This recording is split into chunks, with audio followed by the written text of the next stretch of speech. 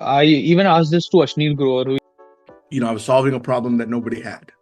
As long as you have a good backbone and a good skill set, it's better to try than to be on the sideline. And he said, "Hey, what do you want to do?"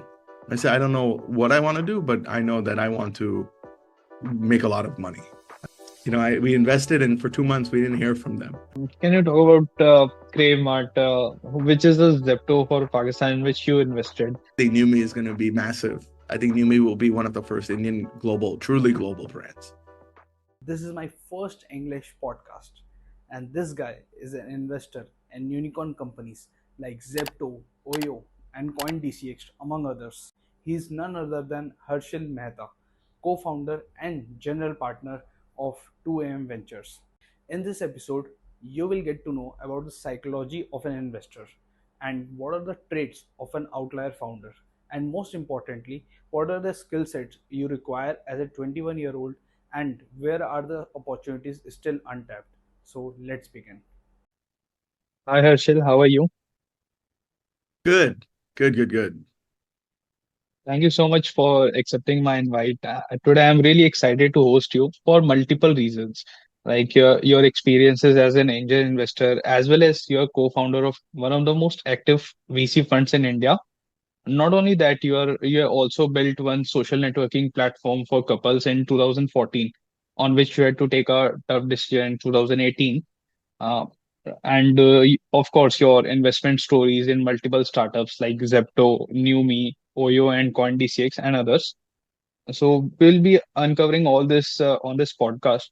Objective of this whole conversation in the next 1.5 hour will be to know and learn from your experiences, which a 20-year-old college student can take actionable insights from, and who wants to do something big in the entrepreneurial way, and can take steps after listening to this podcast. So we'll deep dive onto each of your experiences. But to start with, let's start from a broader context. Like, what's your view? Like, how you see the Indian growth story, Indian startup ecosystem, how it is evolving, and where it will be in the next 10 or 20 years down the line. Yeah, I think India is going through a very special moment where entrepreneurship is being put on a pedestal, which that when that happens, generally then you have more entrepreneurs, trying something new, and when failure becomes something that is more of a badge than anything else, then that's when the ecosystem really forms. So big part of entrepreneurship is risk taking. What I'm seeing and what I will see over the next 20 years is more individuals willing to take that risk to follow an idea. And generally, when those ideas match with the customer demand, then you end up with something special. So it's I'm seeing entrepreneurs building for their customer with heavy focus in more, and more than ever before, and then that's special. So it's a numbers game. And so with India, I believe that there will be more founders and more entrepreneurs than any other country. And there'll also be more consumers than any other country. And so this is a recipe for high growth, especially in the startup world. Absolutely. And I'm also very bullish on the Indian startup story. But there's one question which is my like go-to every founder I met. I even asked this to Ashnil Grover, who is the ex-founder of Bharat Pay, that why do you think Indian market is dominated by international brands? Why is not Indian brand have made a mark abroad yet? So what's your view on this? It's only a matter of time. Remember, India is relatively a new country. And before, things were too challenging for the first 50 years. So this is all new. Only a matter of time before Indian brands are global, Indian companies are more global. I mean, you see it first with IT services and so just services in general, but now it'll turn into products. So things take time to develop. Trust takes time to develop, but now is the right time. Hopefully, after 5 to 10 years, we will also see, like you are in America, so you will also see Indian marks, Indian brands making a mark there. Um, and so Harshal, before we get onto your investment journey, you started one social networking platform in 2014. Can you talk us a bit about that, like how the idea came from, and what were your learnings throughout the experience of building a social networking platform? Yeah. Yeah. I was sitting, I was 23, 24 years old. Um, and I had this idea that when people are in relationships, when they have a significant other, their identity changes, what they do changes, how they think changes. And I felt that there wasn't any online kind of representation of that change. So I wanted to create a kind of a network where you and your significant other are one, as meeting other folks who are also in a relationship, doing things together or seeing what else is out there. So I built a mobile app. Took about 6 months, went live. At that time I was working as a CA, so I had a bit of savings. I spent all my savings doing this. I took mentorship from my cousin brother, who is a prolific angel investor in India. He had invested in companies like Oyo Rooms and things like that, and I had taken his advice. But all in all, the use case wasn't necessarily real. So what I had thought of not only was not really a problem, um, but the solution I had created wasn't catering to anything that was substantial. So when it came time, the individuals that were using the app, I wasn't giving them a proper solution. And so, within 6 months, that became obvious that, hey, look, this thing is not going to scale the way that I wanted to scale because I had not talked to actual consumers. I had not done the legwork beforehand before building something. So you can build something that you think is a problem, but if it's not really a problem, nobody will use it. And so big learning there on kind of what not to do. The actual use case of what I had built was not a real use case. In fact, I was solving a problem that nobody had. Um, the reality is couples do not have that hard of a time meeting other couples. They do not have hard time figuring out what to do. They don't need together online identities. And had I done this research before, I would have been able to maybe create something that was useful. So it was a big learning experience more than anything. Uh, the biggest thing I got from that was entrepreneurship is very hard. It's not easy. And you have to have a certain personality type of fighting, of not giving up. And I, at that point in my life, did not understand that. So now I know when I speak with entrepreneurs, what is their motivation here? Have they done their homework on an actual problem? Have they spoken with customers? It really helps me identify who's going to make it and who's not going to make it. So that was my learning there. Got it. So, what we can learn is whenever someone has an idea which they think is very good, they should first talk to as many as people they can about that problem so that they can understand better if it's just their problem or everyone else is also facing that. Yeah, I was afraid someone will take my idea. So I didn't talk to very many people. But that is like, if an idea is good, nobody will take it. That's one first and foremost. Only entrepreneur can do it. And so you'd really want to talk to people, let people know that, hey, is this something that you face? And you'll get the real feedback. And it can't just be insular. It has to be with strangers. You have to talk to as many people as possible to understand, right? And so yes, that was my mistake, but at the same time, huge learning. Yes, yes, absolutely. And what I think is, like you told that you didn't share the idea much because you had the fear that they may steal the idea. So, I was listening to one of the podcasts, and that one entrepreneur said, if you even talk about your ideas to as many as people you want, no one will literally copy it because they will not be carrying that much passion and that much energy from inside for that idea. So Correct. I think that's the case whenever you want to start, go and talk to as many as people. So Harshal, when you took that tough decision in 2018, how was it a tough moment for you, and how Um, you dealt with it? it was tough in the sense that I had spent a lot of time, um, but no, it wasn't tough. I had gone back to work, and when I went back to work as a CA, the learnings I had from this new job, it allowed me to be the investor I am today. Had I not had that experience, I wouldn't have been able to invest. So no regret, no sadness. Majority of times things won't work out, and that's okay. As long as you have a good backbone and a good skill set, it's better to try than to be on the sideline at all times. So it's zero regret. That money that I spent was it was well worth it.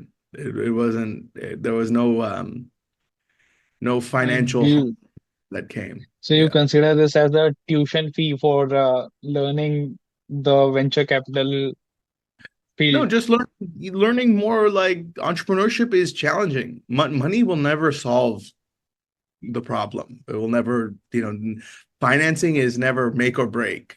The entrepreneur has to really be touching on a pain point, and the customers will let you know. So after this, you joined your family fund, family office fund. So how this transition happened from an entrepreneur to becoming an angel investor? How this transition happened? Yeah, so I spent 3 years at a CA firm, mid-sized CA firm in Los Angeles, and then I was at a crossroads. I had to decide whether this is what I wanted to do the rest of my life. So to become a successful CA, you really have to want to become a successful CA. Otherwise, you will be in the middle of the land forever. And to do that, you have to put in the time. You have to read the tax code. You have to really be all in. So I decided to take some time, decide if this is really what I want to do. During that time period, I spent around 4 or 5 months traveling in India, and I spent 2 months at an NGO in Andhra Pradesh. During that time at that NGO, a light bulb kind of went off, and I came back to Mumbai, and I was speaking with my cousin Sanjay, and he said, "Hey, what do you want to do?"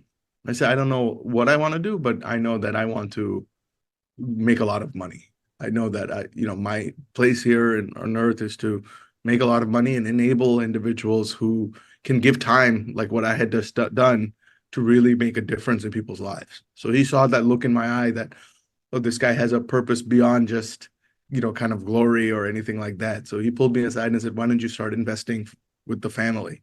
I didn't even know what investing was. I didn't know what VC was. I didn't know anything. He really coached me for about 6 months to 1 year on what is investing, how to invest. Then we put together a small sum of money and I started investing on the behalf of the family, mostly here in the US. And after I had started investing, and he had taught me how to do it, then every once in a while he'll throw me some investments from India, which became very appealing. Just because it was a lot more exclusive, the deals were better, XYZ. And then about a year later, I said, why don't we just go all in on India? And by that time, I had found a really good partner to go all in with, and we had gone and raised our own fund to invest in India only. Interesting. That's lovely. So when you went to see India, like you went to different places in those 4 or 5 months. What were your core learnings? What you learned about Indian consumer and Yeah, about the India environment? that was a special trip because in the past, I'll never forget, we me and my father was scared. He was nervous, saying, "What are you gonna do? This travel in India, this is gonna be challenging, right? You're an American kid, you don't speak Hindi. What is this gonna be like?" So we went to the train station in Mumbai, and then you had to fill out the form to get the train ticket. Now, I was gonna take a train to Ahmedabad from Mumbai, and the train was called Saurashtra Express. Now I did not even know how to say that word, Saurashtra. I didn't know how to spell that word. So when I'm filling out the train station ticket, I'm like struggling, right? Just to get the ticket. And then he got really nervous. But then Sanjay gave me Paytm. He said, download this Paytm, and he put up 10,000 rupees in my Paytm wallet. Back then, Paytm did not have hardcore KYC. So I had this digital wallet with cash, and I had a backpack full of cash. Now, what Paytm allowed me to do was it allowed me to create an IRTC account, so a train station account via the Paytm API. It was very easy. Trying to create the account on their website wasn't happening. So I created an account, and then I was able to book my tickets via Paytm. Now there were still some challenges. I didn't know what taktal meant. So the first I think I have all the train ticket. Okay, I booked, but I did not have the actual ticket. I had the takal ticket.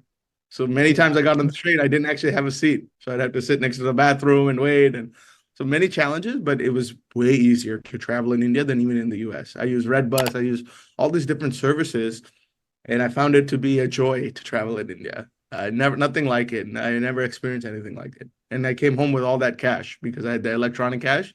I was able to navigate the country via Paytm. Wow, wow, that's interesting. So, when you were in your family office fund, so how this transition happened? Why did you think of 2AM venture to start? Uh, why why didn't you be in your family office only? Yeah, so see, the thing is, when with the family office, we were writing a lot of checks in very many places, and I still continue to do that. Um, but when it came to actually launching a venture fund, the venture fund has to have a strict thesis, has to have a focus. Otherwise, no one will invest. And so we are really the eyes and ears for people in the US who want exposure into the Indian market. Now I have a competitive advantage because of my family there, our track record there. And then I partnered with Brendan, who's a famous co-founder here in the US. Brendan showed me within 1 year the deal flow he can get, right? Sitting in US with his brand name. And so we became best friends. He was a groomsman at my wedding. And that's kind of how we decided, let's go all in on India because we can be different and we can have a thesis here. And we have already a knowledge base and network that can be successful. So, like every venture capital has some theory, like and culture, like what they are providing beyond a check. Because anyone can provide a check, but every venture capital stands out for something else other than check. So, what does 2AM venture stands for beyond check for a founder?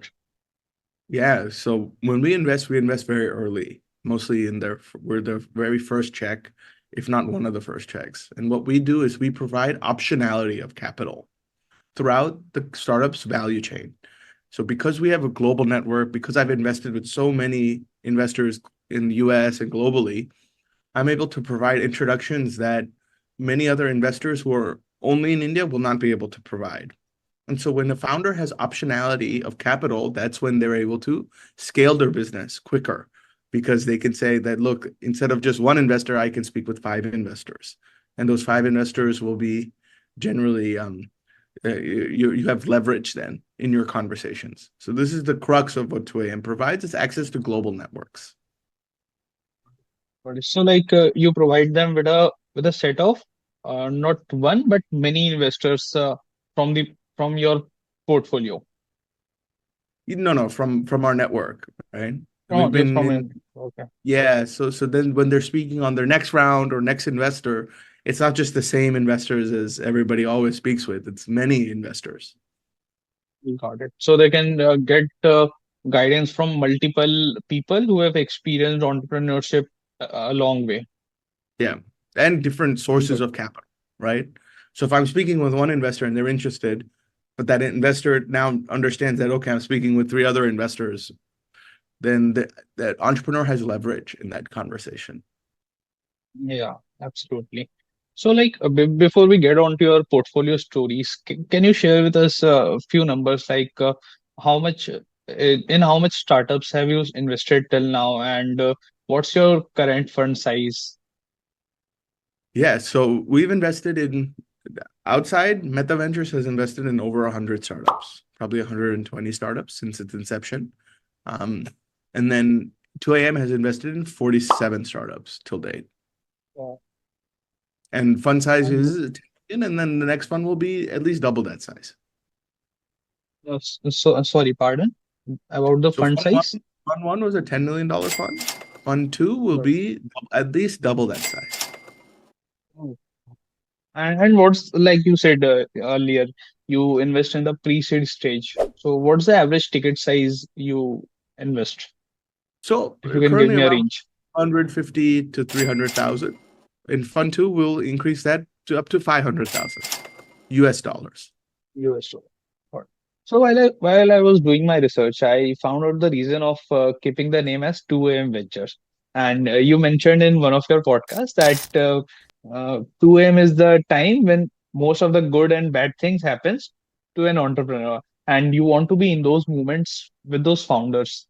And I resonated with so much because I've seen in my family business also. So I know a gist of the ups and the downs that happens, and also in my podcasting, I get a too many yes also as at 2 a.m. like you also did at 2 a.m. IST, and I've got no's also. So I can resonate with that. But what I want to really want to uncover in this, how if a 20-year-old first time entrepreneur starting out, how they should think about branding and naming their company or brand, and how important is it actually? It is important, especially in the long run. At the beginning, it's not super important. At the beginning, all they should focus on is a problem statement. Fall in love with the problem you're trying to solve. And everything starts and ends there. If you're legitimately solving a problem for consumers or for businesses, then everything will fall in line, especially on the branding side. That'll come together, but it's not something that you should really focus on, um, or put a lot of chips in. It won't make or break a business. What makes or break a business is your problem solving tenacity. And if it's a real problem statement that is large enough. Like, if we now come down to your investment stories, obviously I want to hear about Zepto because I admire Adit and KV so much. But today I want to hear it from you, like some of if you can share some of your stories, including Zepto. Yeah. So with Zepto in particular, they had commented on one of Brendan's LinkedIn posts. And so we got on a call with them. And at that time, I wasn't a big believer in their problem statement. I said, I don't think that you guys are young, and I don't think that this will be there. But it became pretty obvious within 2-3 weeks that they were special. So it was worth a small check just to see them, kind of run. And so I wrote us a check, made some introductions. Within 3 weeks, they were off and running. It was phenomenal to see. Nothing like it. There's yet to be a startup that I have come across that is that fast. And watching their journey from the sideline, I'm their biggest cheerleader till date. I'm so proud of them. It was unbelievable, the pace and the focus that these guys had, and it was something to behold. And I hold them up in the highest regard. They're exceptional founders, and anybody that doesn't see that they're missing the boat on who these boys really are. Both of them, KV and Adit, and the way that they're best friends and the way that they treat each other, it's unbelievable. Absolutely. Like I also watch a lot of podcasts of both of them. Before we get onto the other stories, I want to double click on the Zepto story. Like you mentioned in one of your podcasts that whenever you make an investment, you ask yourself, are you getting that Adit and KV vibes? So talk us a bit about that, like how an outlier founders look like. Focus, hardcore focus, and just deep desire to win. These guys were, I mean, they would have calls at 4 a.m. with us. Forget 2 a.m. BC. This is 4 a.m. BC with these guys. They were unbelievably focused, unbelievably fast, and they just you don't see that often. There's one company right now that I'm chasing that is in that realm. I can't really speak on it, but you know the vibe when you see the vibe. For them, it was clear that these boys are special, even though I didn't agree with the business at the time. Heck, I didn't agree with the business for years after that. I said, "Oh, is this even? How can this be happening?" But it's happening. What are some more commonalities between these outlier founders? Like you mentioned, they should have a focus and deep desire. What else? Like what I see in my father's business, like he has also gone to many ups and downs. So what I think, persistence and a good storyteller is also a very important aspect.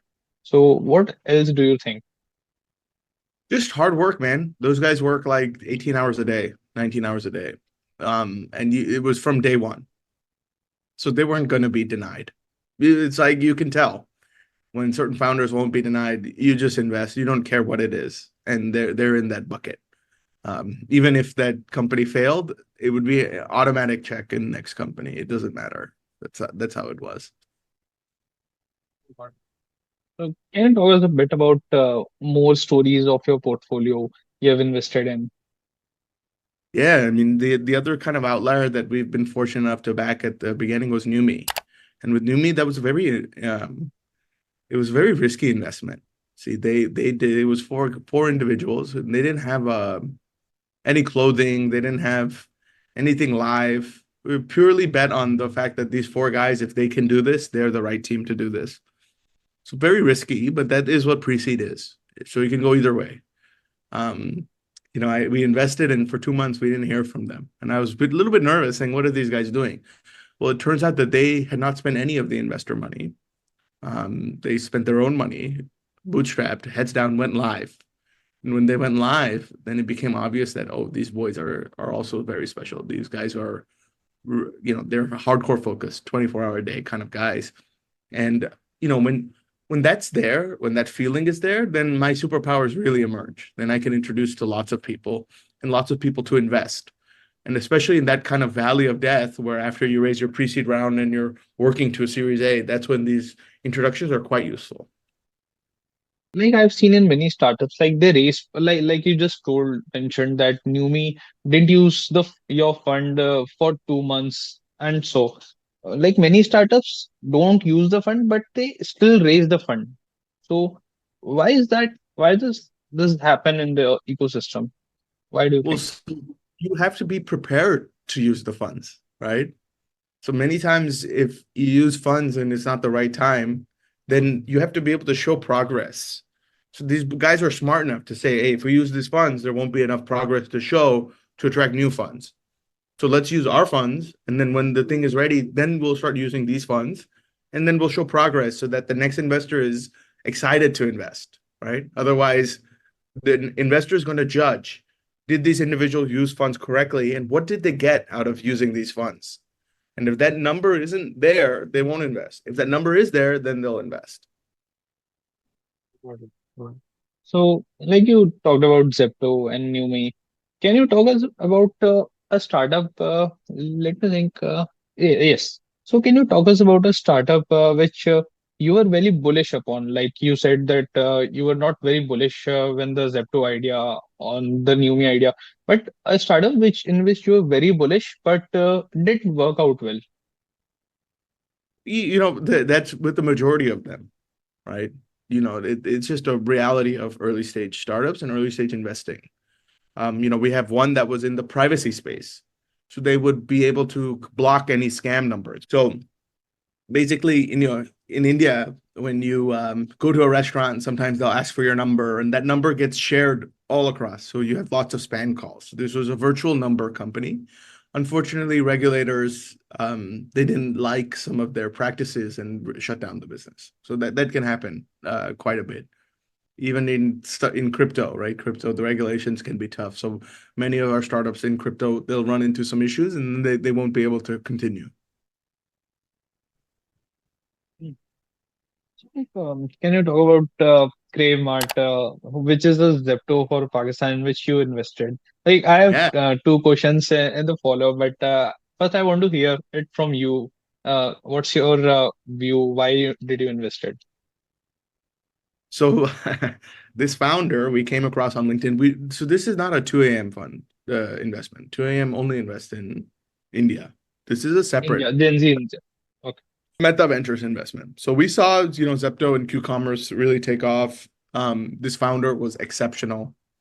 In fact, without this founder, he's the one that introduced me to Numi. So without him, I don't have an introduction to Numi. And now he's going through something good will happen in this company. News will come out soon. I can't talk about it today, but he's exceptional. I always tell him, man, if you're in India or if you're in US, you'll be billionaire. That's how good this founder is.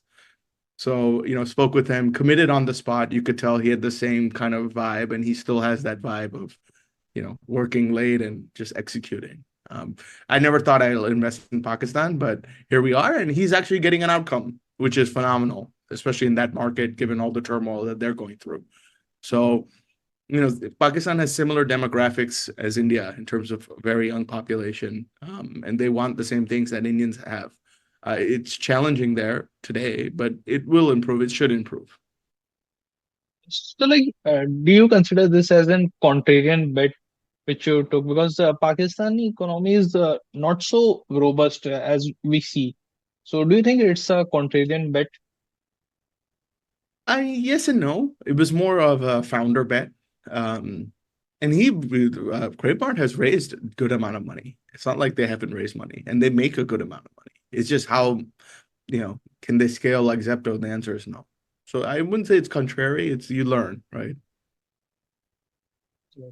And what do you think? How do you feel Indian startup ecosystem would have perceived this investment? Because as a country, India and Pakistan don't share a healthy relationship politically. So, They have to they can't raise from Indian investors. They have to raise from global investors. So they did not raise any money from Indian investors. It would not be possible. very good. Mm, It's important to note, mm, Manav, that we are a U.S. domiciled fund. We're not an India yes. AIF, so we're a U.S. Okay. domiciled fund. So from our lens, everything is we only invest in India, but we're still U.S. centric in that sense. All of our investors are all U.S. and things like that. Okay. But why didn't you think of establishing a fund in India only? Because I see Shark Tank and many sharks say if you want to be make something in India, it's better to be in India than to in other countries. So why did you think to be in US? See, we are U.S. domicile, which what it enables U.S. investors to invest easier in us than it is as an AIF. There's some complications there. So because India has reduced their FDI requirements and has made FDI easier, foreign direct investment, that it's okay to be a US domicile fund. The question is, how much time can you spend in India? And now that COVID is over, you have to be able to spend 8, 9 months in India a year. Okay, got it. So like Herschel, you have seen so many startups uh, and and the most important variety of startups. Like you talked about one startup that was dealing in the privacy, and you talked about Zepto, which is quick commerce, then New Me. So different sectors. What do you think? What are the 4, 5 sectors that are still left in India to be captured? Where are opportunities untapped in India? Uh, all opportunities are untapped in India. See, they're changing as consumers. We published a consumption report and we talk about the privatization of consumers. So anything from D2C, anything from logistics, anything that makes the general life of Indians and Indian businesses easier is going to be appealing to us. We don't put ourselves in a box. It's just this founder have an insight that can scale within this geography or outside this geography, and are they the right founder to do it? Those are the questions that we want to ask. In terms of where we're interested in anything touching food, anything touching clothing, anything touching education, that's stuff that we know, those are sectors we know Indians will take their wallet out for. Indians historically are very price sensitive, but these are three basic needs that they will continue to pay for. And then obviously finance touches everything around. So those are the sectors that we lean into a little bit more. Got it. Yeah. So, like you talked about this opportunities, if I would have taken you back to a 21-year-old, or else if I say if I'm a 21-year-old in India, I want to start up, um, in which sector I can, and what are the skills I should focus currently on as a first-time founder? Find a product that is scaled, that you don't agree with the service is, that it's not a great service, and see if you can improve that, and then tackle from there. So find an industry that's very how do you say it? It's not organized, and the current service providers aren't great, and you have an attachment to that industry, and then build it. And what are the skills should I focus on as a first-time founder? Team building. So find people around you that have different skill sets, right? So if you have a specific skill set, but it's not technical, then make sure you have a technical co-founder, right? Have people around you who have different skill sets to enable you to build a product or a solution for a problem as fast as possible, and people that Is you it want to build. important? Got it. Like you said, if you are not a tech, you're not a techie, get a tech co-founder. And I watched one episode in which Dipinder Goyal, founder of Zomato, also told if he wouldn't have known tech, then Zomato would have not been built. So, do you think how much important it is for founders to know tech if they are building a tech product? Somebody on the team has to know, is what it comes down to. Otherwise, it won't work. So before we go on to the last part of the episode, I want to ask you on a lighter note. You mentioned in one of your LinkedIn posts that you will you will keep backing young founders and young people even if they are in college. So we have almost talked about an half hour. So do you see that hunger in me? I see that you're awake at 7 o'clock in the morning doing podcasts, which is generally a good sign. You pinged me out of the blue. Shamelessness is important to have the ability to say, hey, you know what? Let me speak with this guy. The way that you marketed yourself was positive. So yeah, I do see the hunger. The question is, do you have a problem to feed that hunger? You have to have a problem that you want to solve, that you have a deep desire to solve, right? Absolutely. I'm also in a way of figuring out some product if I don't like, some service I don't like, on which I can also build something. So, like, we'll mo move on to the last part. It's not exactly like a rapid fire, but you can give the answer quickly, or you can take time as you feel comfortable. So, I will start. What's your biggest startup myth? Biggest startup myth. Um, that you need investors. VC is required for certain startups. That is a big startup myth, that you need validation from investors. Being a VC fund co-founder, you are saying that it's a myth that you need investor You investment don't from need me to VC. tell you that this is a good idea or this is a bad idea. Let your customers tell you. Amazing. Your favorite entrepreneur? I'm guessing it's Adit.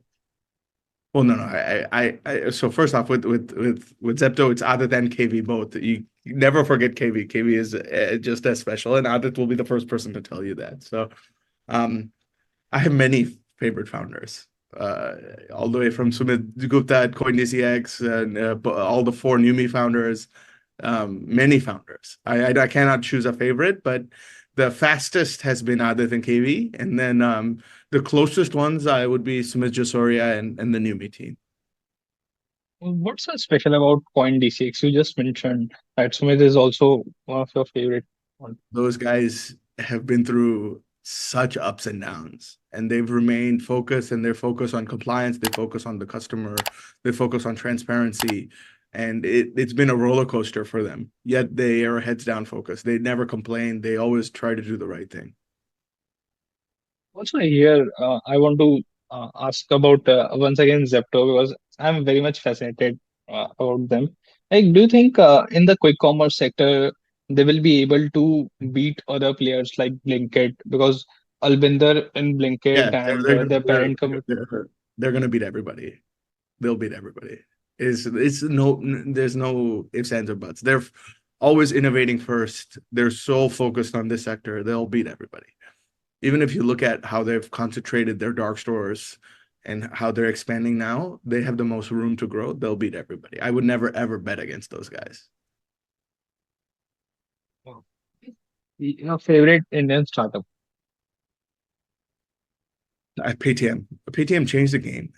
Vijay Shekhar Shankar is like a visionary. It's unbelievable what Paytm has done and what Paytm means to the actual startup ecosystem.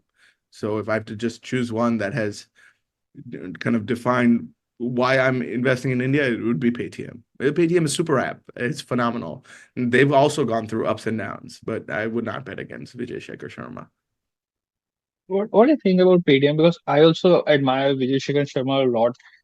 But what I think they failed to do that, they they didn't adapt the way market was moving. Like it was moving to UPI, but they focused that the money should be in their Paytm account only.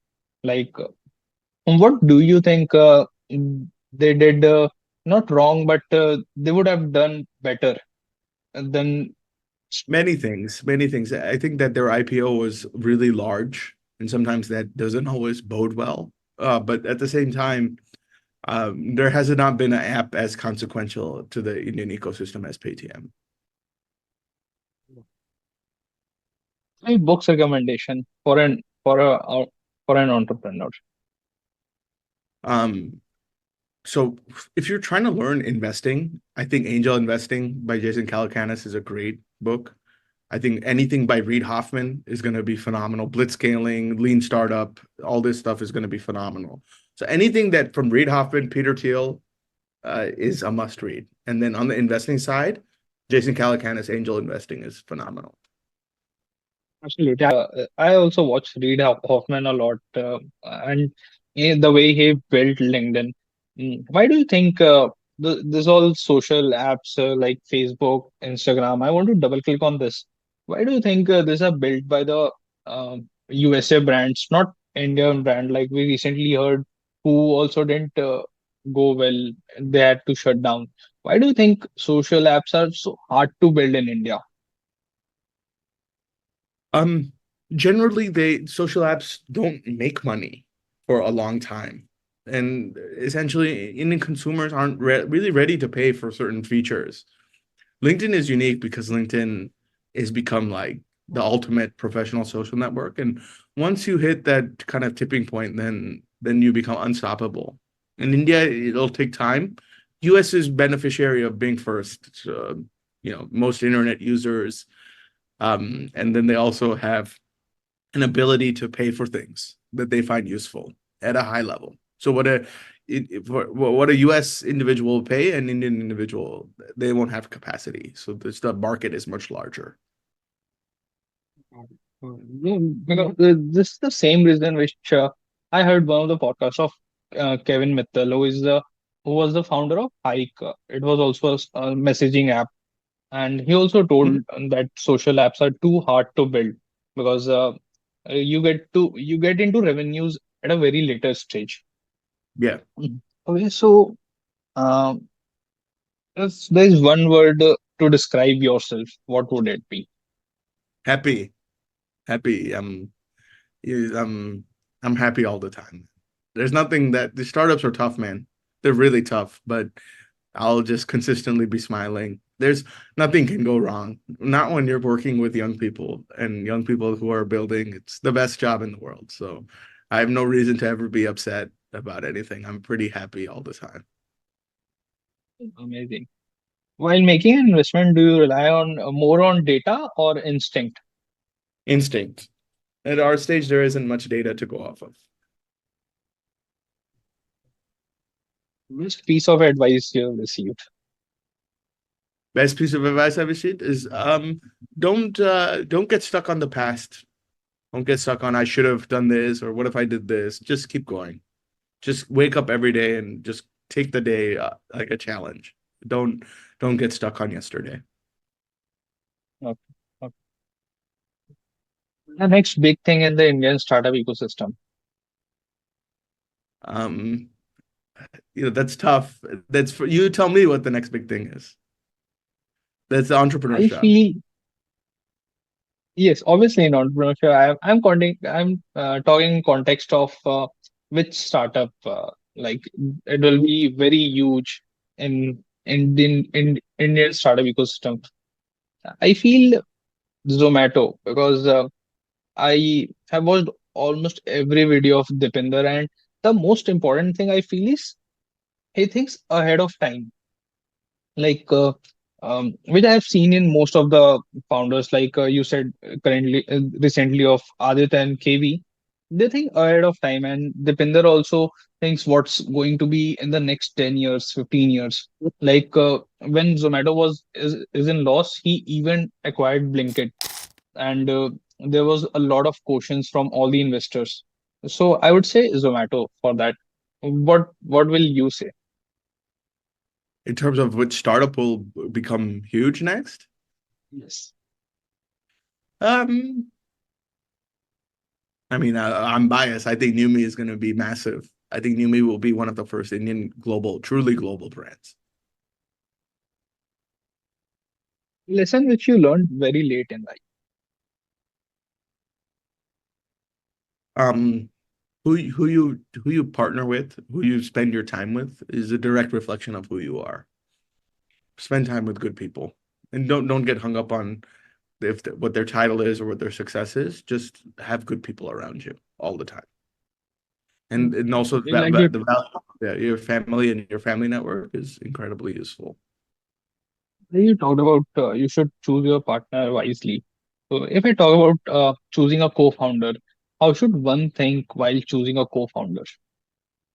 Can you spend 24 hours a day with them and it does not feel like work? That's the best. Then you get two for one, and you push each other to work harder. That's what I have with my co-founder, is that we can spend unlimited time together. And even my wife, she loves him. We can spend unlimited time.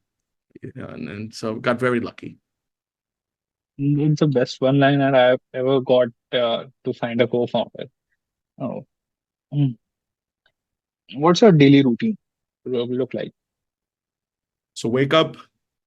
Um, it's this is not recommended, but I wake up, I'll check email, check WhatsApp, um, drink some juice, and immediately start on my laptop.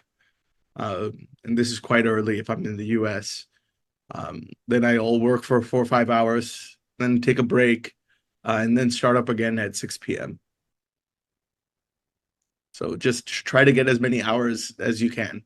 Our input equals our output. It matters how much time you put in. Last one advice to your 21-year-old self. Um, Focus on people and develop your skill sets. That's very important, to develop a skill set that is intangible, be it accounting, be it marketing, branding, and then just go take risk. Don't get stuck in a mindset of, oh, I need this before I can do this. Just go take risk. It's okay. Even failure is okay. It's not going to matter. In fact, failure is a good thing. Failure does not matter. I think Vinod Khosla says failure does not matter. Only success matters. So one last thing, if you would have been in my shoe and you would be interviewing Hershel Mehta, what is the one question you would ask that I have not covered in this podcast? I think you've asked great questions, man. The one thing I would do is maintain a relationship after. So now you have my phone number, you have my WhatsApp. You ping me once a week. Hey, I'm doing this. What do you think about this? XYZ.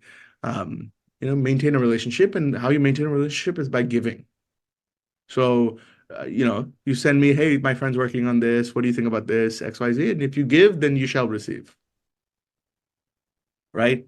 You Thank ping you. me, and I'll give you an hour of my time. Don't have expectation, but my gut tells me that somehow, I'll be getting much more than giving an hour of my time. Thank you so much, Herschel, for coming on this podcast. I was really excited to talk to you, and I remember I texted you in at 2 a.m. and I actually I wanted to text you. I saw your profile at 9 p.m., but I saw the 2 a.m. venture, so I waited 5 hours to just send you a request, and you just gave a very quick response. So thank you so much for such a humble nature and for all the Keep insights. Keep hustling, man. Keep doing it. It'll be inevitable. You keep working hard, keep waking up early. All things will line up. Okay. Thank you so much, Harshil, for this podcast. See you, Manav. Thank you.